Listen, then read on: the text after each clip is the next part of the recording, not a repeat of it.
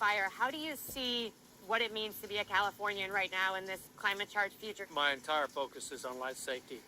Um, Try to keep people safe, continue to focus on evacuation orders, making sure people are taking them seriously, focusing on property and perimeter at the same time. We're working with FEMA, trying to get the disaster assistance out, trying to work overtime to make sure that our executive orders meet the target in the moment or against price gouging, issues around fraud, waste, and speculation, and to make sure that all our mutual aid is coming in. We got 9+ states now and active mutual aid. We've got 2 foreign governments that are offering assistance. That's my focus. You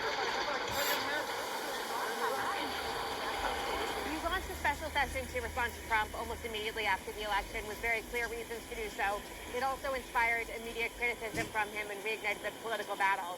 Now that you're going to need to work with him for the benefit of these victims the minute he takes office, and he so far hasn't taken your calls, do you regret the quick launch into the special? Of course not. We were involved in 122 lawsuits with the Trump administration, not just during my tenure, with the Brown tenure. In 2018, before I got here, he tried to withhold disaster assistance from the people of California and Orange County. He did the same in Utah. He did the same thing in Georgia. He did the same thing in Puerto Rico. This is Donald Trump, peak Trump.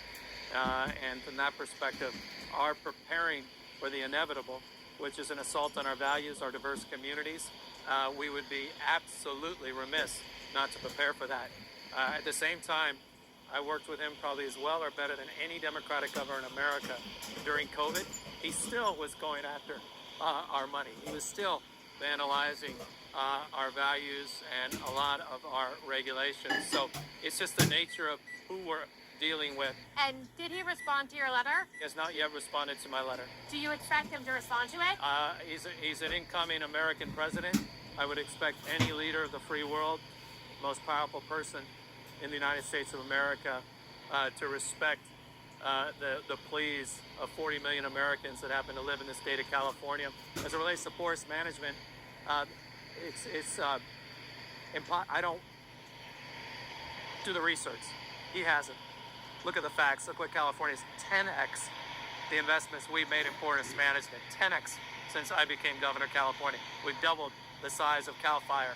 We've almost doubled the size of our efforts around investments, aerial assets, these helos that are up that are doing nighttime suppression. Those didn't exist just a few years ago. Those facts are not being advanced by the president-elect.